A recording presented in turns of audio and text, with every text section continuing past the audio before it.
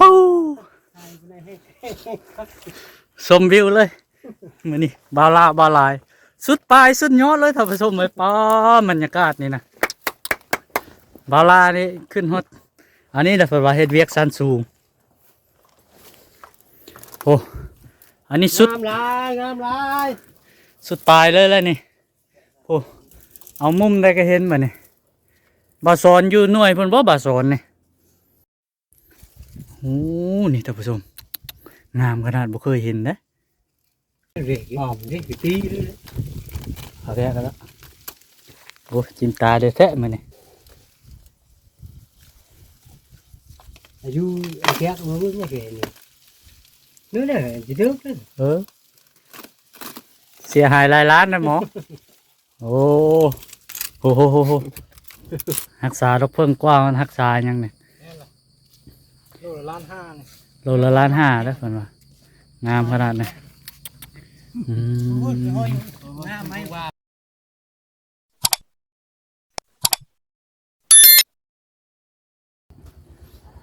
กับทักทายสบายดีและสวัสดีทุกคนวันนี้บาแก้วมาขึ้นผายเนาะขึ้นหาดอกเพิ่งคือเก่าตอนนี้มาฮอดเทิงแล้วทุกคนนี่ภาพบรรยากาศสวยงามขนาดอยู่เทิงเนี่ยรอท่าทีมงานเขาอยู่เนาะ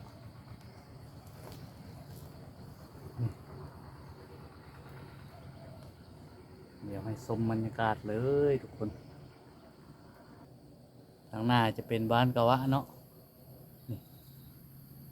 นี่ก็จะเป็นเส้นทางบรรยากาศช่วงเช้าทุกคนเลยทางบนก็จะเป็นบ้านนาจารสูงเนี่ยทุกคนเลยโอ้เบิ่งนี่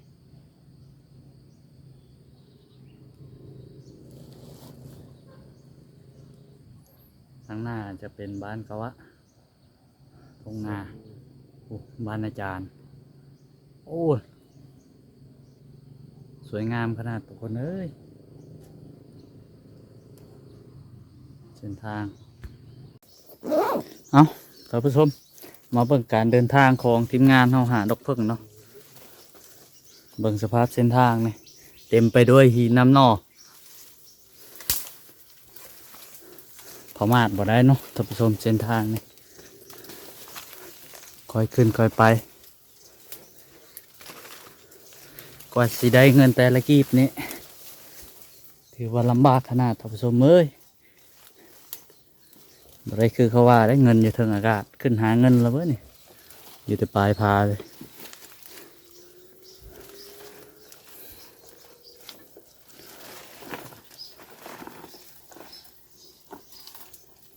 สภาพเส้นทางอย่างใดก็สู้เนาะเพราะเกิดมาลำบากก็ต้องสู้ผู้ใดเข้าหัดส้มคลิปกาฝากกดไลค์กดแชร์กดติดตามให้นี่เด้อเบิ่งแน่นี่เส้นทางทีมงานครับไปเต็มไปด้วยหินน้ำนอสูงสั้นนกอันนี้ก็จักห้องที่สังอันนี้เจี๊ยอยู่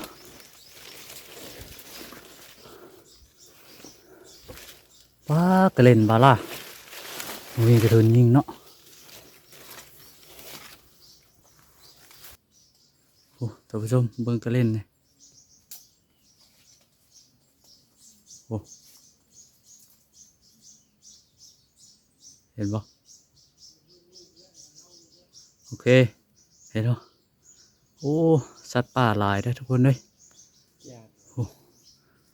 3-4 ตัวพอนี่ท่านผู้ชมจะเป็นต้นแกนจันแดงเนาะเป็นป่าเลยนี่เนาะท่านผู้ชมดอกเพิ่งเนี่ยยาวขนาดเลยทุกคนเลยเจอละนี่ก็จะแม่นเนาะเดี๋ยวบอกแก้วเอากันเนาะทุกคนโอ้บรรยากาศกลางเทิงทุกคนสวยงามขนาดเลย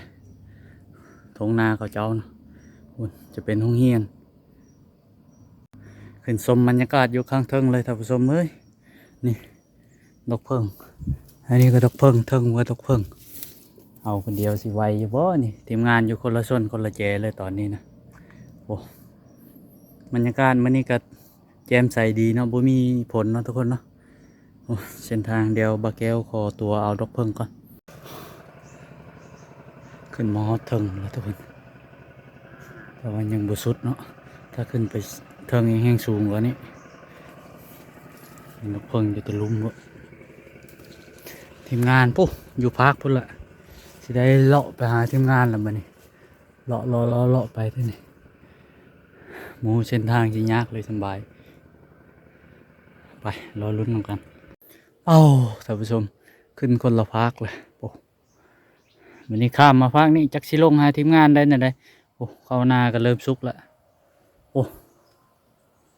โอ้บรรยากาศท่านผู้ชมเอ้ยเทิงนี่ภาพบรรยากาศทงนาบ้านกะวะอะไรเนี่ยเข้าก็เริ่มสุกแล้วตอนนี้อยู่แต่ปลายผาแนมเห็นดอกเพิ่งอยู่แต่ไกลนะท่านผู้ชมเนาะปลาฮอดเทิงแล้วท่านผู้ชมได้แต่ภาพบรรยากาศนี่แหละมาพักตอนพี่น้องเลยโอ้ทีมงานกำลังบืนขึ้นมา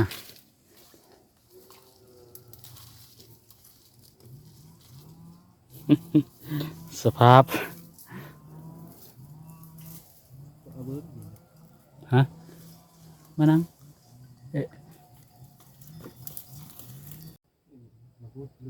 บ้านพี่ใช่ไหมเฮ้ยจอดรถเลยจอดป้องให้ออมเลยอย่าท่วงนะมึงลากเคลียร์เลยกว่าแกก็ดอกตะที เอาดอกเพิ่งวัดมีต่อใช่ไหมโอ้ยตัวออมเมตรีตัวนะความลำบากพี่น้องเอ้ยหาเงินหาคำมาได้ต่ำเลยนี่นี่ค่อยให้พี่เจ้าเบิ่งนี่โอ้เบิ่งกว่านี่อยากเอาดอกเพิ่งมันมีต่อโอ้คนละทางโอ้น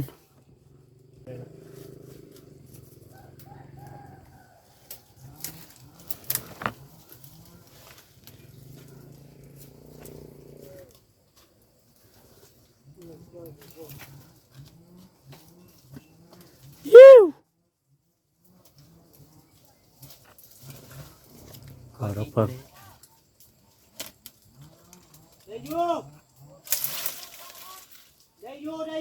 ดอกเพิ่งยัง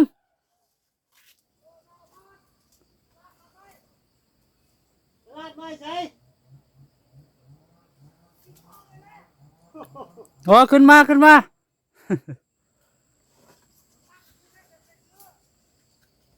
แรงเด้อจะไปคายให้เด้อ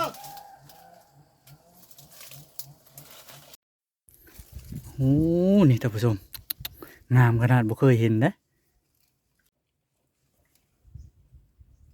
เบลโบได้มึงเคยหอมก่อนใช่ไหมโอ้ดอกเพิ่งอยู่วะ ต้องไปก่อนลุงงอด นี่ลึดอกเพิ่งนี่ใช่ไหมอาบาดแล้วเลย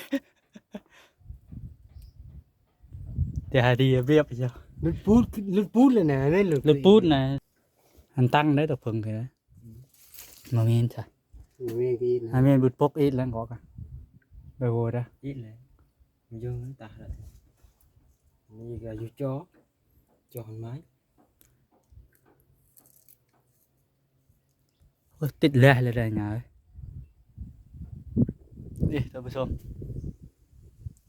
โพยัดแล้วนะตัวแจงอีตัวเพิ่งเลยจอนนั่นเลยอ่ะเถอะ đen lên เฮ้ยอายุเวจิกก็เลยให้ก้อนเรสเด้พอแล้ว rễ mỏng đấy cái tí nữa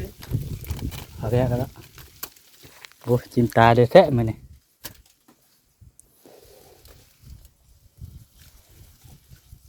ayu kẹt nó bước như vậy này nữa là chỉ nước đấy เสียหายหลายล้านนะหมอ โอ้โหเด้อ rễ đi rồi đó ตัวเพิ่งอิ่วอะ nước mê được ห้ามว่าตะโกกวะมันไม่ชู้ห้ามนางก่อนนะ đúng không มันเอ้ยห้ามแต่เดี๋ยวละงวดอ่ะพวกเล่นไปปัดคอได้ตัวเพิ่งไปได้ nó mới này khổ nữa ไอ้เย็กใช่ไหม ถือไปนี้แล้วนี่งามขนาดดอกเพิ่งนี่ ไอ้เย็กง่ายวะเนาะ ง่าย เอาย้อนเลยจุดตังเอาย้อนเลยตะแกเลย ปกติก็เยกเยกได้ตัวนี้นะปกติก็เชยเยก ตัว กลัว ดี ได้ ว่ะตัวดีว่ะ อีจะได้ วันยัง ก็เชยเยกปกตินะต้องแก้ยัดเอาทุ่งแบะปกติไว้ตอนนี้ถนอมดีๆได้นี่รักษาเท่าชีวิต โจนยกชน พูดอะไรท่านผู้ชมปอไม้จะขึ้นเบิ้งนกความสูงนี่โอ้คลิปมือนี่โคตรสูงเลยอันนี้แหละ โอ้โจนเปิ้งด้วย ขึ้นมาฮอดเทิงแล้วมันนี่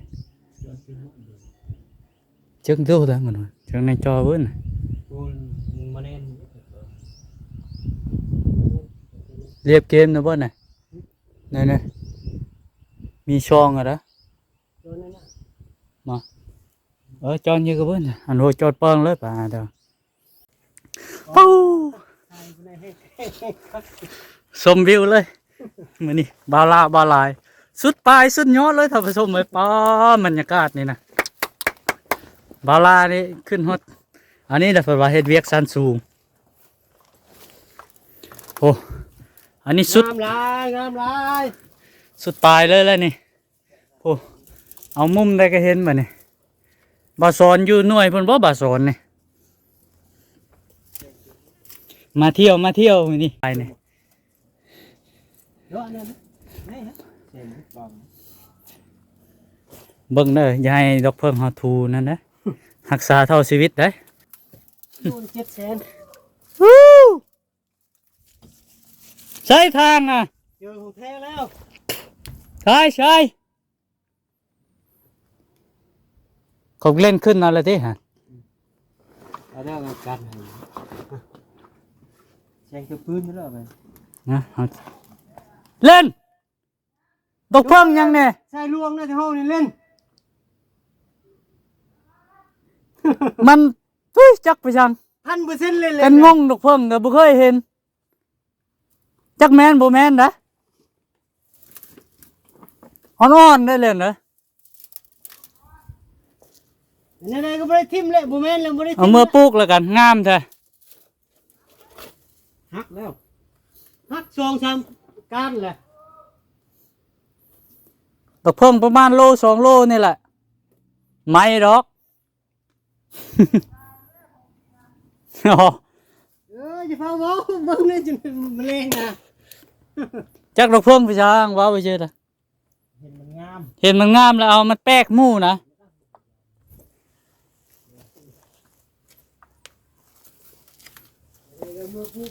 โอ้ผจญภัยน่ะหลายกลางเต้นเปิงนั่นละแบบจุท่องเที่ยวอ๋อสบายเลยเนาะอายอนเจนะ เรียบร้อย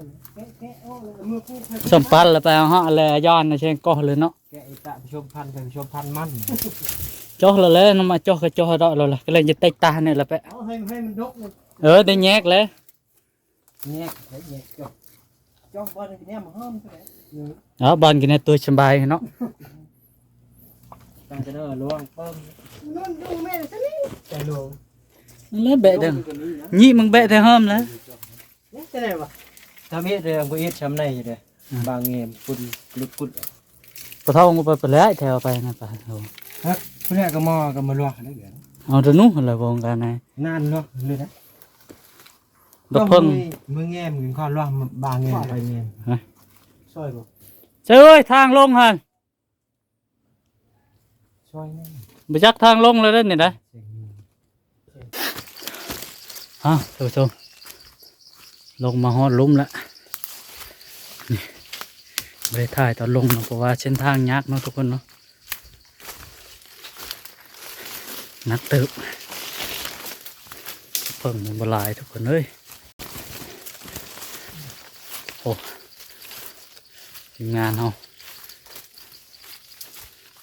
มาตำหลัง ไปก่อนแล้วก็ยังมีเดี๋ยวเราจะไปเบิ่งตอนขายเนาะว่าสิได้เงินเท่าไหร่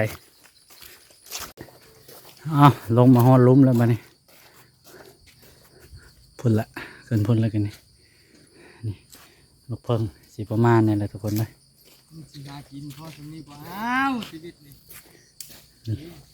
ถือลูกเพิ่งจากลูกเพิ่งไปจังรักษาลูกเพิ่งกว้างมันรักษายังเนี่ย โลละล้านห้า โลละ1,500,000แล้วเพิ่นว่างามขนาดนี้อืม หน้าไม่ว่าเลยนะตัวขึ้นล็อกไฟวันนี้ ไฟช็อตตายจ้ะเนาะอันนี้ โยกได้เลยนะ ย่านะมันเหี่ยวนะ จัดใส่ให้ ซื้อเล็ก นี่ในหับเงินแล้ว ยานบ่ รวมทั้งหมดได้เท่าไหรกัน500,000เนาะ500,000ทุกคนเลยคลิปนี้ก็สิประมาณนี้แหละบัดนี้ไว้พอๆกันในคลิปหน้านะทุกคนนะ